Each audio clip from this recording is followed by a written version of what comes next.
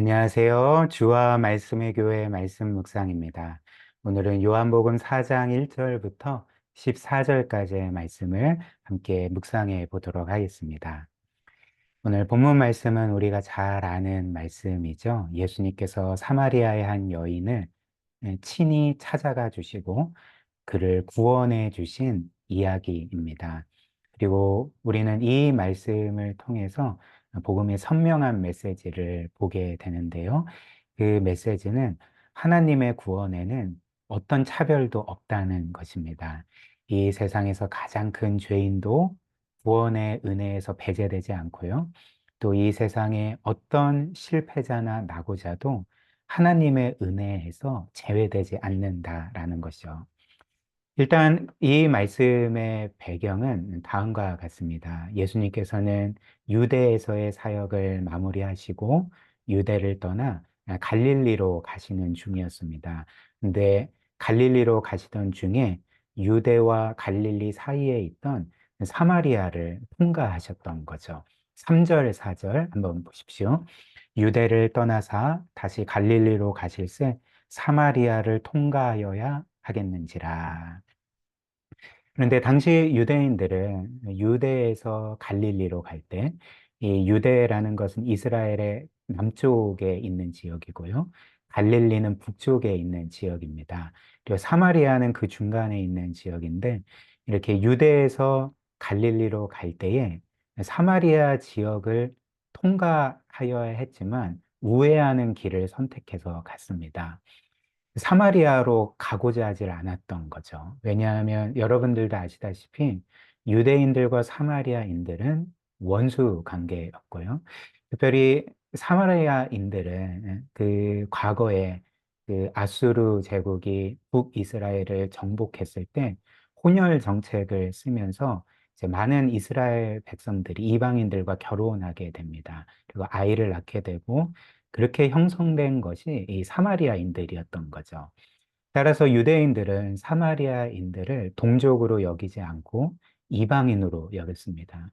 그리고 그들은 속된 말로 이방인들을 개와 같은 그런 존재로 여기고 부정한 자들로 여겼기 때문에 자신들이 이런 이방인인 사마리아인들과 접촉하면 이제 부정해진다 생각해서 사마리아 지역은 가지 않았던 것입니다. 그래서 구절 말씀이 이런 배경을 우리에게 알려주는데요. 사마리아 여자가 이르되 당신은 유대인으로서 어찌하여 사마리아 여자인 나에게 물을 달라 하나이까 하니 이는 유대인과 사마리아인이 상종하지 아니함이라. 유대인들은 사마리아 사람들을 사람 취급하지 않았던 것입니다. 근데 놀랍게도 주님은 당시 유대인들의 모습과는 달리 그들이 사마리아인들을 대했던 그런 행동과 태도와는 달리 일부러 사마리아를 통과하셨던 것입니다. 그 이유가 무엇일까요? 오늘 우리가 보는 것처럼 예수님의 마음에는 이 여인이 있었던 거죠. 이 사마리아의 한 여인을 구원하시기 위해서 직접 그 사마리아 지역으로 들어가셨던 것입니다. 그래서 예수님은 당시 사마리아의 수가라는 마을에 도착하셨고요. 그리고 정오에 그곳 우물가에 한 여인이 물을 기르러 왔습니다. 그리고 주님은 그 여자에게 나에게 물 좀 달라라고 말씀을 하셨던 거죠. 6절, 7절 한번 보십시오. 거기 또 야곱의 우물이 있더라. 예수께서 길 가시다가 피곤하여 우물 곁에 그대로 앉으시니 때가 6시, 즉 정오를 가리키더라. 사마리아 여자 한 사람이 물을 기르러 왔음에 예수께서 물을 좀 달라 하시니. 그리고 이 여자는 분명히 그의 인생에서 사연이 아주 많은 여자였을 것입니다. 그리고 이 여자는 평소에 사람들 앞에 결코 나타나지 않는 자신 있게 사람들 앞에 서지 못하는 여자였던 것 같습니다. 이를 어떻게 알 수 있을까요? 오늘 본문 말씀을 보면 이 여자는 당시 아무도 물을 기르러 오지 않던 시간인 낮 정오에 가장 더운 날씨의 시간에 물을 기르러 왔기 때문에 그렇습니다. 무엇을 의미할까요? 이 여자는 사람들의 눈을 피해서 이 시간을 선택하여 물을 기르러 왔던 거죠. 이 여자는 사람들에게 자신을 나타내 보이고 싶지 않았습니다. 사람들을 만나고 싶지 않았던 거죠. 그렇다면 이 여인은 과거에 그리고 지금까지 어떤 삶을 살아왔던 것일까? 왜 사람들을 피했을까? 일단 오늘 예수님의 말씀에 따르면 예수님은 이 여자의 과거를 다 아셨죠? 그래서 예수님의 말씀에 따르면 이 여자는 과거에 5명의 남편을 두었었습니다. 지금은 아닌 거죠. 지금도 어떤 한 남자와 함께 살고 있는데 그의 남편이 아닌 거죠. 주님의 말씀을 들으십시오. 18절 말씀 한번 보십시오. 너에게 남편 5이 있었고 지금 있는 자도 너의 남편이 아니니 너의 말이 참되도다.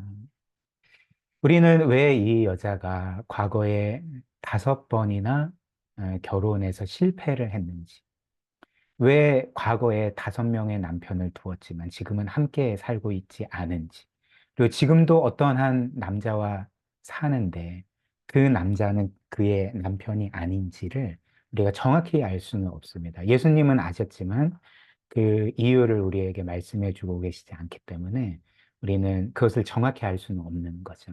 근데 추측하건대 아마도 이 여자는 성적으로 방탕한 삶을 살던 여자일 수도 있겠고요.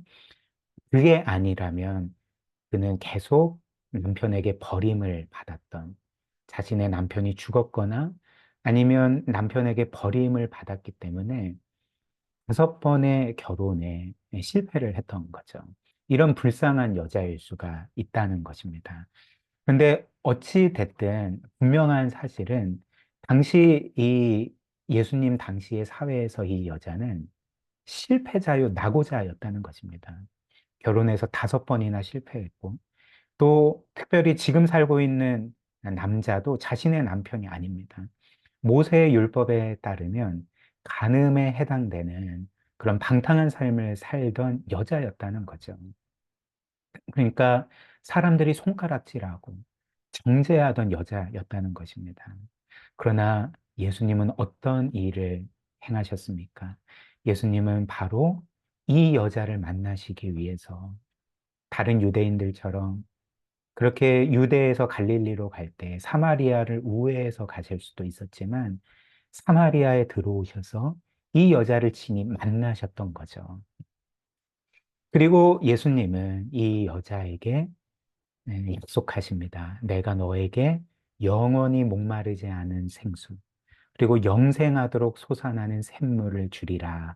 이렇게 약속을 하셨던 거죠. 10절 말씀 보십시오. 예수께서 대답하여 이르시되 너가 만일 하나님의 선물과 또 너에게 물 좀 달라 하는 이가 누구인 줄 알았더라면 너가 그에게 구하였을 것이요 그가 생수를 너에게 주었으리라. 예수님은 지금 뭐라고 말씀하십니까?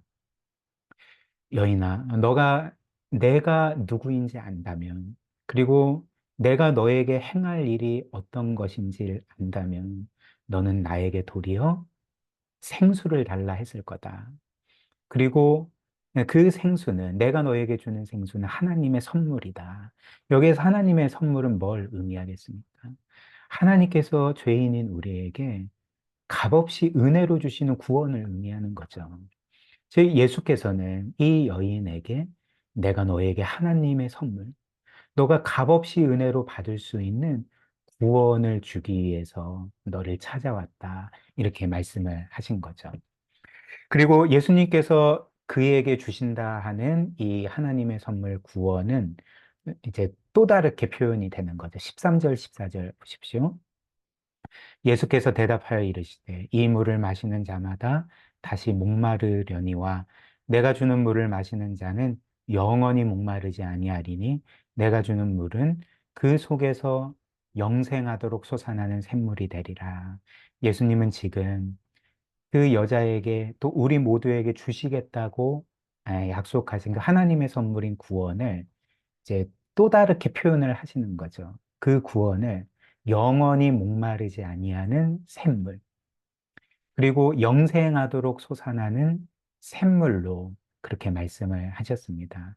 예수님은 왜 구원을 영원히 목마르지 아니하는 생수, 영생하도록 솟아나는 샘물로 표현을 하셨을까? 왜냐하면 이 하나님의 구원은 단지 우리에게 죄 용서만 주는 것이 아니기 때문에 그렇습니다. 하나님의 구원은 단지 우리가 그 천국에 갈 수 있는 티켓을 얻는 정도가 아니기 때문에 그런 거죠. 하나님의 구원은 더 나아가 궁극적으로는 우리 모든 사람들의 영혼을 가득 채우는 충만하게 하는 그분의 무한한 사랑을 영원히 받게 하는 것이기 때문에 오늘 예수님은 이 구원을 영원히 목마르지 않은 샘물, 너의 영혼을 가득 채우는 샘물, 너의 영혼을 영원토록 만족시키는 생수의 그 강으로 그렇게 말씀을 하셨던 것입니다. 이것이 바로 예수님께서 이 여인과 우리 모두에게 주시는 구원이라는 거죠. 이처럼 하나님의 구원은 차별이 없습니다. 한번 생각을 해 보십시오. 오늘 예수님은 모든 사람들이 손가락질하고 모든 사람들이 실패자요, 낙오자요, 죄인 취급하고 정죄하고 저 여인은 결코 하나님의 구원을 받을 수 없다라고 비난하던 그 여인에게 찾아가셨습니다. 그리고 그를 구원해 주신 거죠. 이처럼 하나님의 구원에는 결코 차별이 없습니다. 그리고 이런 면에서 이 복음은 이 세상 모든 종교의 구원 체계와는 전적으로 다르다는 것입니다. 한번 생각을 해 보십시오. 이 세상에 기독교를 제외한 그 모든 종교들이 말하는 구원은 어떤 것입니까? 이 세상의 종교들은 사람들에게 이렇게 말합니다. 너가 구원받기를 원한다면 너가 신에게 받아들여질 수 있는 자격을 갖추어서 그 자격을 가지고 신에게 나아가라 이렇게 말합니다. 그러나 기독교는 다릅니다. 성경은 그렇게 말하지 않습니다. 오늘 예수께서 우리에게 보여준 복음의 핵심이 무엇일까요? 성경이 말하는 구원은 우리가 자격을 갖추어서 하나님께 나아가는 것이 아니라 반대입니다. 오히려 하나님께서 아무 자격 없는 우리의 자격으로는 하나님께 결코 나아갈 수 없는 우리에게 하나님께서 먼저 찾아오시는 거죠. 그리고 전적인 은혜로 우리를 용서하시고 구원해 주시고 영원히 받아주시는 것이 바로 이 기독교의 구원, 기독교의 복음이라는 것입니다. 그리고 이것이 바로 무한하신 하나님이신 그 성자 예수님께서 유한한 사람이 되어 이 세상에 오신 그 성육신 사건의 핵심 메시지라는 거죠. 다시 말씀드리지만 이 세상의 종교들은 사람들에게 너희는 자격을 갖추어서 신에게 올라가야 된다라고 말합니다. 그러나 성경, 기독교와 복음은 하나님께서 그분 자신을 무한히 낮추셔서 너희에게 오셨다. 너희 각자에게 찾아오셨다라고 말씀을 하는 거죠. 그리고 주님께서는 단지 우리를 찾아오신 것에서 끝나지 않으셨습니다. 그것이 그분이 하신 일의 전부가 아닌 거죠. 궁극적으로 주님께서 하신 일은 무엇입니까? 우리를 구원하시기 위해서 그 하나님이신 분이 자신의 생명을 우리를 위하여 내어주셨던 거죠. 그래서 우리가 받을 하나님의 모든 진노와 심판을 온몸으로 감당하심으로써 우리를 영원토록 구원하신 것이 바로 예수께서 우리에게 주신 구원이었다는 것입니다. 얼마나 놀라운 은혜입니까?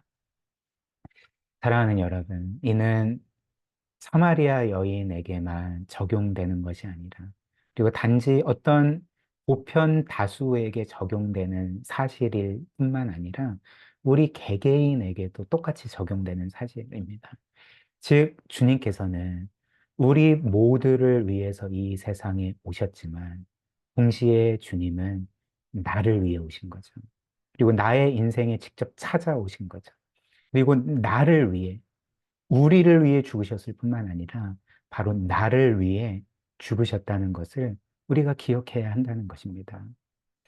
우리는 때때로 정말 주께서 베풀어 주신 은혜가 너무나도 놀라운데 정말 이 세상 모든 것을 그릇으로 삼는다 할지라도 그 놀라운 사랑과 은혜를 담을 수가 없는데 우리의 삶에서 때때로 이 주님의 놀라운 은혜가 더 이상 우리에게 놀라움으로 다가오지 않을 때가 있는 것 같습니다. 감격으로 다가오지 않는 거죠. 왜 그럴까요? 이유는 분명하지 않겠습니까? 하나님의 이런 놀라운 은혜를 받은 우리의 자격 없음을 우리가 잊기 때문에 그렇습니다. 나의 자격 없음을 잊어버리기 때문에 그런 거죠. 그렇게 되면 어떻게 될까요?